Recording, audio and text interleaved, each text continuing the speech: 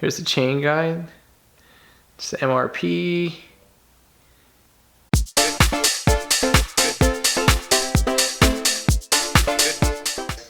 You have a 2019 Stumpjumper, whatever, carbon comp, FSR, whatever style.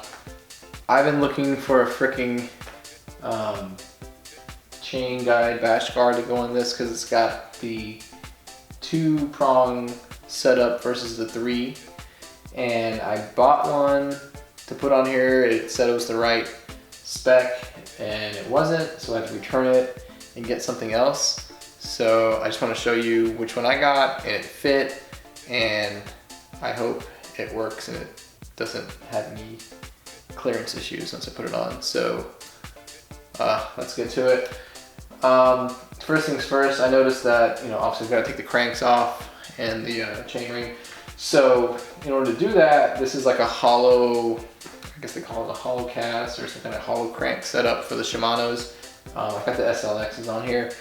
So we kind of need a specialty tool to take the crank off on the opposite of the chainring side. This is a tool I bought on Amazon for the Hollowtech sprocket. So this is the MRP chain guide and bash guard setup. ISCG-05 setup with the 28 to 34 tooth ring. I'm not 100% sure if this chain guide's gonna clear it. So let me start getting to it and see if this works. All right, so I've kind of loosened everything up so far. Just to kind of show you what I'm doing on this side, I took that special tool for the Hollowtech cranks. I put it on here, I've loosened it up, going counterclockwise to take this star point looking crank cover off. So I've got that off. It's not that tight really, just a couple turns. I then took a 3/16 Allen wrench, loosening up the cranks. They are not that tight, so just keep that in mind once you put these cranks back on to not over tighten them. So I've got them loose. I would believe this would be good enough to get it off. Last final part on these SLX cranks, there's a little, I guess you call it like a crank hook here in the middle of the crank arm. So all you have to do is flip it up to kind of release the locking mechanism. This is just to ensure that the crank doesn't slide off the spindle. So I'm using this specialty tool, aka a hacksaw blade, to kind of just push. Oh, you know what? I gotta take this. You can use something small just to fit in between here. Just push the hook up, but first take out the screw. And this should be able to let it go up. Yeah, there it goes. So this one up here, and then the crank arm came right off. Cleaned any excess dirt and re-grease it, because this is a perfect opportunity to do so, because you're not going to take your cranks off that often. I'm going to switch my clutch to off, take the chain off of here, make this nice and clear, and I think I can just pull this? I don't know. I don't want to mess up my sprockets. I'm going to use this. Let's see if this works. Yeah. So it's coming out. So crank spindle is flush with the bracket. And I'm just pulling this out all the way. So once I'm done, I'm gonna oh, this is dry, so I'm gonna re-grease all of this. This is off. Let's flip this around and let's look at the crank side. All right, it's flipped. Oh, this is tightened and this is friggin' loose. And I'm working on the bike from time to time. I just check to make sure all the pivot points are tight. This is one that I never get to check. And damn, it's loose. Really loose. It's so loose that I could just do it with my hands. And every so often I hear a little bit of creaking. And, you know, just make sure you tighten stuff up. I don't think you definitely don't want to over tighten it. So, it looks like you'll need a number 4 Allen head wrench. I'll put a washer over the screw. Let's screw this in. Hey, if you have a Stumpjumper, this bike is pretty badass.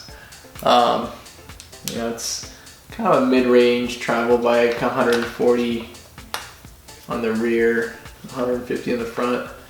I'm at a point where like, damn, I would love an enduro bike, but it's been great. I put a volume spacer, 2 volume spacers in the front crank, on the front cranks, in the front forks, and they feel great. You know what? So I tightened these super tight. I'm gonna loosen them a little bit because let me put the cranks back on. I might have to do some adjustments on this. I'm gonna put some of this Park Tools grease. You can probably put any grease. I bought this. I mean, it's not super expensive. I think I paid like $9 for this too. Gonna put some grease on this bad boy. I guess you can be pretty generous with this. And just kind of make sure everything's nicely lubricated. And it will keep your bike happy and keep you happy and keep your wallet happy because shit won't be breaking all the time. Put the crank back in. Just gonna put it down.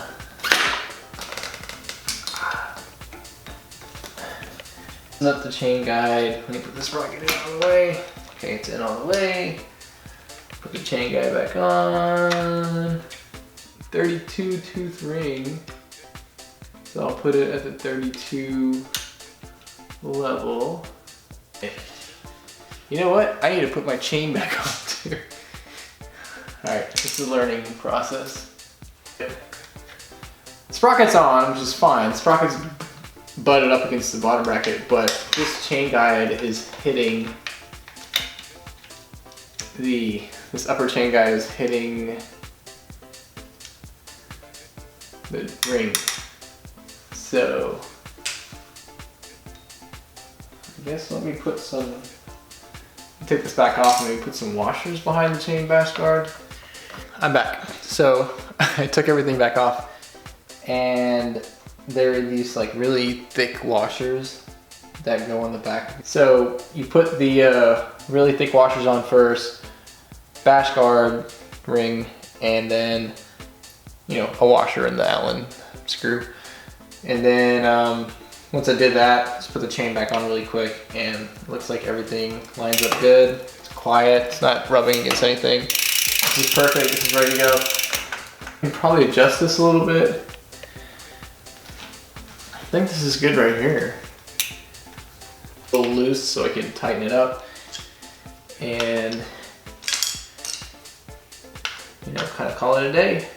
This is the MRP chain ring bash guard setup for the 30 tooth ring Shimano SLX hollow cranks. I paid $76 for this. You know, I made out pretty good. I only actually paid $20 with gift cards and coupons. And like I said, make sure once you take everything off, clean it up, re-grease everything because you have that opportunity. You know what? Let me show you how to put the rest of this back together just in case you need step by step. Enjoy the Jamie XX mix in the background while I do this. Don't put your cranks like this because you got one down. You don't want to drive it like that. That's not gonna work.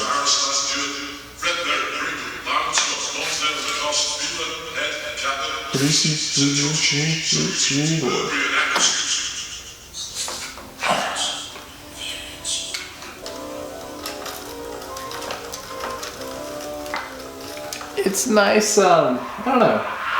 I've always worked on cars. It's kind of nice working on your bike. You know, it's mechanical. I'm just hand tighten it like that, not too tight. You don't want to strip it out.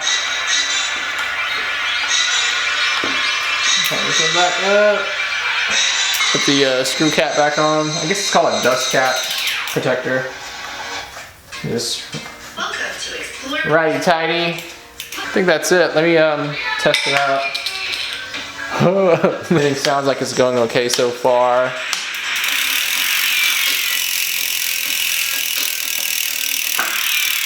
Alright, so I checked the clearance on it. I mean, there's ever so close gap between the upper chain guide and the bottom crank arm or bottom swing arm pivots.